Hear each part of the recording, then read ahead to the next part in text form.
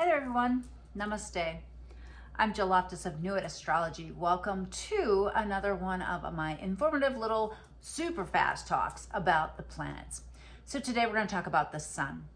Now, almost everybody knows their sun sign. If you ask them, do you know anything about astrology, even if they don't believe it, they'll know whether they're an Aries or a Gemini or a Leo, right?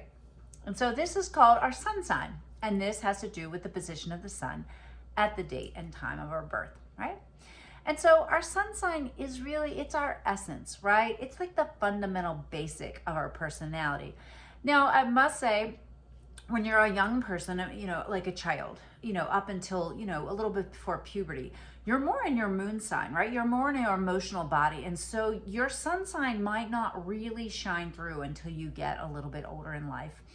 Like I said, preteens, teenagers, right? There'll always be that flavor, right? That flavor of your sun will always be a part of your personality. But when you're wearing those emotions on your sleeve, right?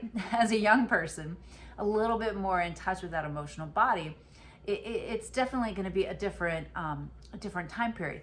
Then when you hit, especially your first Jupiter return, right? Which is around 12 years old, or even, your first, Saturn square, which is around 7 years old, right? You're going to start coming a little bit more into that sun sign. Now, as you get older, you mature into a little bit more into your rising sign or ascendant. But still, your sun is the basic backbone of your personality, right? It is how and where you shine. It is how you really relate to the world through that filter, right? I always think of the planets as the energy, but the signs are the filter, right? And think of that ball of light illuminating. It's constantly there, right? Think of what the natural ruler of the sun is, which is the sign of Leo, right? And the area of life relates to our creativity and our joy and our pleasurable experiences in life, right? It also has to do with the things that we create. So, our gifts and talents through that sun sign really often figure into what it is that we end up producing as far as our work in the world, right? It often has to do or is tethered to that essence of our sun sign. Let's take a moment to run through the various sun signs and see if you know some people. This is definitely you might know, right? You might not always know someone's Mercury or their Venus, right? But you'll probably know their birthday and know their sun sign. So Sun in Aries, right? These are the pioneers. They're independent. They're also, as my friend Erin would call them, the babies of the zodiac. So they tend to, just be kind of really thinking about themselves, and not necessarily selfish, but just, really a little bit more focused on what it is that they want and what it is that they want to do in the world. It is, of course, a fire sign, which is a different kind of expression of that solar energy of the sun, right? A very strong energy. Now, next is Taurus, and Taurus is, and I always think of the symbol, right? Aries, the ram, right? Taurus, the bull. So this is an earth sign. This tends to be people who like to be outside or garden or do things that relate to resources. They tend to have strong feelings about money. Taurus rules the second house of values, money, and memory track. And also has a lot to do with food and feeding, right? With that resource, that ultimate resource, we have to have food. And so often Taurans are good cooks, or people that enjoy pleasurable things. And just like the bull, it can take a big slap sometimes to get them moving. But once they get moving, you better get out of their way. All right. Our next sun sign is Gemini. And Gemini is represented by the twins, right? And it's an air sign, right? So it's about ideas. It's about communication. It naturally rules the third house. And so it's all about expression, talking. They typically have the gift of gab, typically very social, can be a little gossipy, but I don't know, sometimes in a delightful way, right? They know what's going on. They also are filled with facts and ideas, and often there's two of them, right? Sometimes it can be a little bit complicated to be in a relationship with them because you're not sure which version you're going to get. All right, next up we have Cancer. Cancer is our fourth sign, and when the sun comes through the filter of the crab, right? Again, looking at the symbol, They're a very nurturing sign. The ancient symbol was the scarab, right? The Egyptian symbol that rolls the ball, moving the ball of the earth, or you could think of it as being the moon. They are moon ruled, so they fluctuate. They are a water sign, so it's all about emotions and feelings.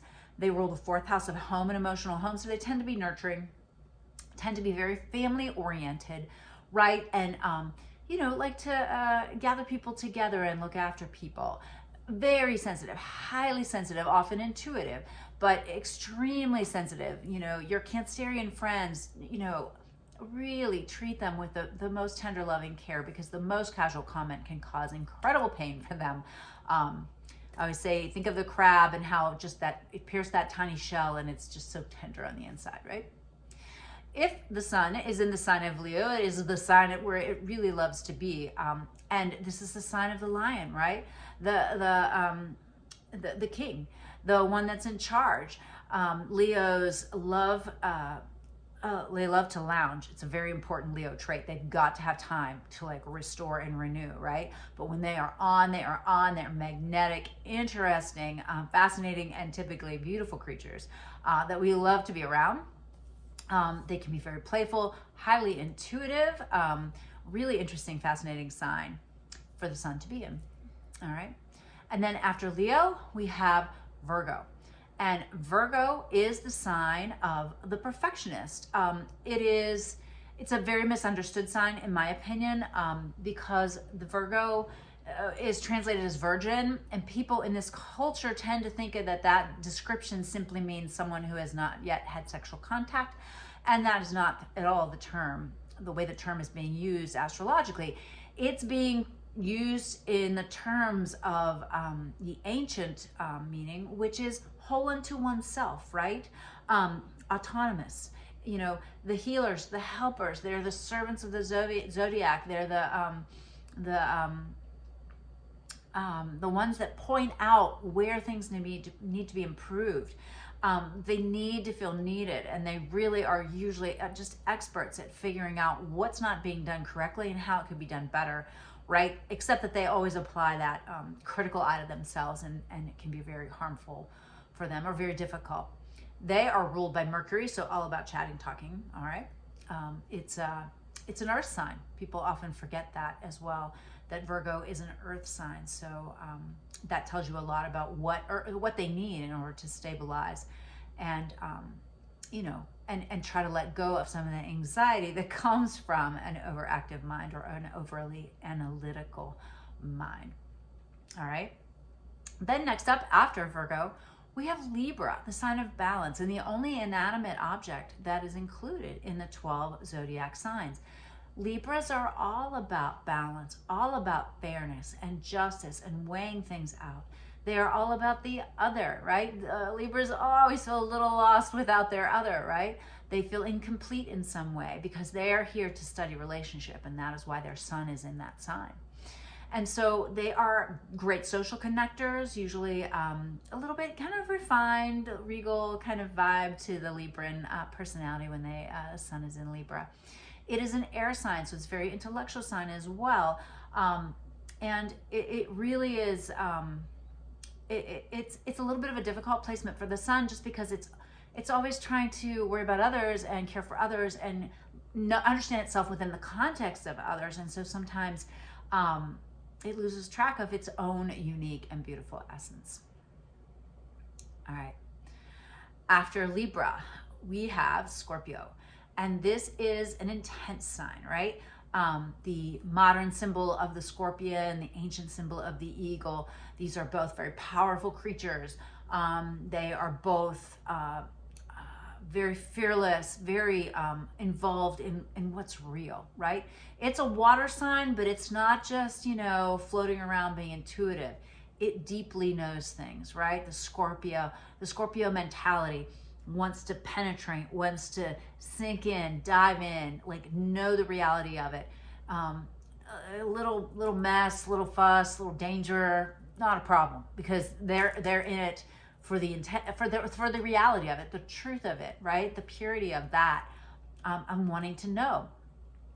They actually rule the 8th house of death, of sex, sex, of other people's money and inheritances, and merging with others in ways that bring deeper understanding, right? So sometimes a misunderstood sign, but really a really marvelous, and interesting sun placement. Next up, then, we have Sagittarius, the centaur, and that is the symbol, right, of the half horse, half human, with that arrow aiming for the sky. Sagittarians, that's a fire sign, right? They want to go. They're ready to learn. They want to experience things. It's often we joke that they have no filter, but we love them for their honesty, right, and for their truth. It's hard to be a truth teller, especially these days, and so we appreciate that. But they are also deeply wise.